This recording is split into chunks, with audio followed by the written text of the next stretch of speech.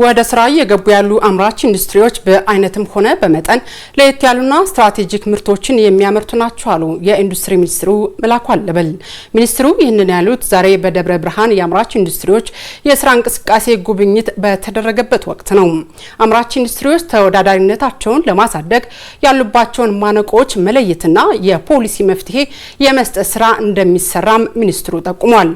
ዛሬ ጉብኝቱን ሲከታተል የዋለው ባልደረባችን አለም ሰገድ አሳየም በዚሁ ዙሪያ ተጨማሪ መረጃዎችን ሊያደርሰን እዚህ ስቱዲዮ ይገኛል። እንኳን ደህና መጣ አለም ሰገድ። መልካም። የዛሬው ጉብኝት ውሎ ምን ይመስል ነበር የሚለውን ቀዳሚ እናድርግ።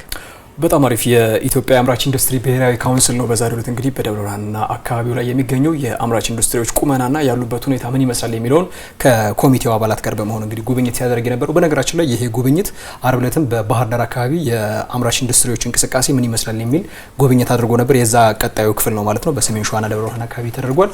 በዚህም እንግዲህ አመርቂና አጥጋቢ ውጤት ላይ እንደሚገኙ እንዲሁም ደግሞ ኢንዱስትሪዎቹ ያሉባቸውን ችግሮች ጭምር በጥልቀት የተመለከተ እንዲሁም ደግሞ ለፖሊሲ ግብአት የሚሆኑ እንዲሁም ደግሞ ወደፊት አምራች ኢንዱስትሪዎችን ችግር በዘላቂነት መፍታት የሚያስችል ግብአት ጭምር ተይዞ የተመለሰበት ስለመሆኑ እንግዲህ ያነጋገርናቸው የካውንስሉ አባላት ነግረውናል ማለት ነው። እንግዲህ በአምባሳደር ግርማ ብሩ የብሔራዊ ካውንስሉ ሰብሳቢ አማካኝነት ነው የልኡካን ቡድኑ የተመራው ማለት ነው። እያንዳንዱ የአምራች ኢንዱስትሪ ምን አይነት ችግሮች አለባቸው፣ ቁመናቸውስ ምን ይመስላል፣ ከዚህ ቀደም የምርት መጠናቸው፣ የማምረት አቅማቸው እንዲሁም ደግሞ ወደፊት ሊያጋጥማቸው የሚችሉት እንዲሁም ደግሞ አቅማቸውን ወደ ላቀ ደረጃ ሊያሸጋግር የሚችሉ ስራዎች በምን ደረጃ ላይ ይገኛሉ የሚለውን እንግዲህ ብሔራዊ ካውንስሉ የተለያዩ ሴክተሮች ወይም ደግሞ ተቋማትን ያቀፈ ነው። ከዚህ ውስጥም እንግዲህ የኢንዱስትሪ ሚኒስትሩ አሉበት በዋናነት። ከዛ ደግሞ የግብርና ሚኒስቴር አለበት፣ የገቢዎች ሚኒስቴር፣ ጉምሩክ ኮሚሽን፣ የኢትዮጵያ መብራት፣ ኤሌክትሪክ አገልግሎት እንዲሁም ልዩ ልዩ ልማት ባንክና ብሔራዊ ባንክን ጨምሮ ልዩ ልዩ ተቋማት በዛ አምራች ኢንዱስትሪ ብሔራዊ ካውንስል ውስጥ አሉ። እነዚህ በተለይ አምራች ኢንዱስትሪዎች የሚያነሷቸውን ጥያቄ በዘላቂነት ለመፍታት የሚያስችል አቅምን ይዘው እንደሄዱም ጭምር ታምኖበታል ማለት ነው። በዚህም በተለይ ደግሞ በማምረት አቅማቸውን ወደ ላቀ ደረጃ የሚያሸጋግርና ችግሮቻቸውን ለመፍታት እንዲያስችላቸው እንግዲህ መፍትሄንም ለማመላከት ከዛም ባሻገር ደግሞ ባለፈው ዓመት እንደምናስታውሰው 13% የኢንዱስትሪው ዘርፍ ማሳካቱን እናስታውሳለን። ይሄንን ወደ ላቀ ደረጃ ለማሻገር ታልሞ እንግዲህ ጉብኝቱ ተደርጓል ማለት ነው። በዚህም አመርቂና ተጨባጭ ውጤቶች መገኘታቸውን አስመልክቶ የኢንዱስትሪ ሚኒስትሩ መላኩ አለበል ለፋና ቴሌቪዥን ተናግሯል። እንዲሁም ደግሞ የገቢዎች ሚኒስትሯ አይናለም ንጉሴም በተለይ ደግሞ ከአገልግሎት አሰጣጥ ጋር ምክንያቱም የአምራች ኢንዱስትሪው ከፍተኛ ግብር ከፋይ ዘርፍ እንደሆነ ይታወቃል ማለት ነው። ስለዚህ ይሄ ከፍተኛ ግብር ከፋይ ደግሞ በሚጠይቃቸውን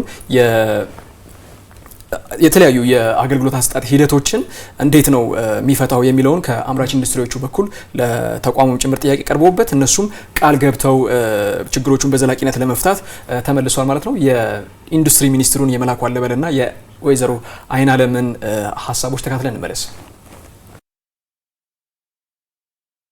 በዚህ ክልል ከወትሮው በጣም በተሻለ ሁኔታ ትልልቅ ኢንዱስትሪዎች ወደ ስራ እየገቡ እንደሆነ አዳዲስ ኢንዱስትሪዎች ኮሚሽኒንጋቸውን ጨርሰው ወደ ማምረት ለመግባት ቅድመ ዝግጅታቸውን እያጠናቀቁ እንደሆነ እነኚህ ኢንዱስትሪዎች ደግሞ በአይነታቸው በመጠናቸው ቀደም ሲል ከምናውቃቸው ኢንዱስትሪዎች በጣም ለየት ያሉና ስትራቴጂክ የሆኑ ምርቶችን ለማምረት የሚችሉ ኢንዱስትሪዎች እየመጡ እንደሆነ ነባሮቹ ኢንዱስትሪዎችም ከጊዜ ወደ ጊዜ የማምረት አቅም አጠቃቀማቸውን እያሳደጉ ለአካባቢው የኢኮኖሚ እድገት ከፍተኛ አስተዋጽኦ እያበረከቱ እንደሆነና ከጊዜ ወደ ጊዜ የማምረት አቅም አጠቃቀማቸው እየተሻሻለ እንደሆነ ነገር ግን ደግሞ በስራ ሂደታቸው ደግሞ አንዳንድ አሁንም ያልተፈቱ ችግር እንዳለባቸው አይተናል ማለት ነው። እንደ ሀገር እንግዲህ የኢንዱስትሪ ዘርፍ አንዱ የኢኮኖሚ ፒላር ነው፣ ከግብርናና ከአገልግሎት ጋር ማለት ነው። የወደፊት አቅጣጫችን ደግሞ ኢንዱስትሪያላይዜሽን የበለጠ እያደገ በመሄድ ለአጠቃላይ ሀገራዊ የኢኮኖሚ እድገት ትልቅ አስተዋጽኦ እንዲኖረው የሚያስችል አቅጣጫ ነው እየተከተልን ያለ ነው። ስለዚህ ከዛ አንጻር በደብረ ብርሃንና አካባቢው የተመለከት ነው የኢንዱስትሪያላይዜሽን እንቅስቃሴ እጅግ በጣም ተስፋ ሰጪ፣ የአካባቢው አመራር የክልሉ አመራር ከነዚህ ኢንቨስተሮች ጋር በጋራ ችግሮችን እየፈቱ እየሰሩ ያሉበት ሁኔታ አሁን ካለው አጠቃላይ ተጨባጭ ሁኔታ አንጻር ትልቅ ተስፋ የሚጣልበት እንደ ሀገርም ከያዝነው አጠቃላይ አቅጣጫ ጋር የተናበበ እንደሆነ ነው የተመለከትኩት። በነገር ላይ ዓለም ሰገድ እንደ ሀገር የተያዘውን ኢኮኖሚ ለማሳደግ ከሚረዱ ዘርፎች ውስጥ የኢንዱስትሪዎች ዘርፍ ተጠቃሽ ነው። በዚህም ደግሞ በደብረ ብርሃን ያሉ ኢንዱስትሪዎች ጉልህ አስተዋጽኦ ይኖራቸዋል ተብሎ ይታሰባልና ምን ያክል ኢንዱስትሪዎች ይገኛሉ? አሁን ላይ ቁመናቸው ምን ይመስላል? በደብረ ብርሃን የተመለከትካቸው? አሁን ላይ በደብረ ብርሃን እንግዲህ ወደ 680 የሚጠጉ አምራች ኢንዱስትሪዎች እንደሚገኙ ከከተማ ያገኘነው መረጃ ያመላክታል። እነኚህም ወደ 36000 ለሚጠጉ ዜጎች የስራ እድል ፈጥሯል። እንግዲህ ይሄ ፋብሪካዎቹ በሙሉ አቅማቸው ወደ ስራ ሲገቡ ደግሞ ከ100,000 ለሚልቁ ዜጎች ስራ እንደሚፈጥሩ ተነግሯል ማለት ነው። እንግዲህ እንደምናስታውሰው ባለፉት ጊዜያት የደብረ ብርሃን አካባቢ ትንሽ የሰላም ሁኔታው ትንሽ ችግሮች የነበሩበት የሚመስል አይነት እንቅስቃሴ ነበር። ነገር ግን ደግሞ በዛ ሁኔታ ላይ የአምራች ኢንዱስትሪዎቹ እንቅስቃሴ ሳይገደብ በትጋት ሲሰራበት ቆይቶ አሁን ላይ እንግዲህ የተሻለ ውጤት እየተመዘገበ ይገኛል። ይሄን አስመልክቶ የደብረ ብርሃን ከተማ ከንቲባ በድሉ ብሸት የተናገሩት አለ። እሱን ሀሳብ እንከታተልና እንጨርሳለን። መልካም 2017 ዓ.ም ወደ 24 ኢንዱስትሪዎችን ወደ ማምረት አሸጋግረናል። በዛ አመት ወደ 18 ኢንዱስትሪዎችን ወደ ማምረት እናሸጋግራለን ብለን አሁን ባለው ደረጃ ከ14 በላይ ኢንዱስትሪዎች ወደ ማምረት የተሸጋገሩበት ሁኔታ ነው ያለው።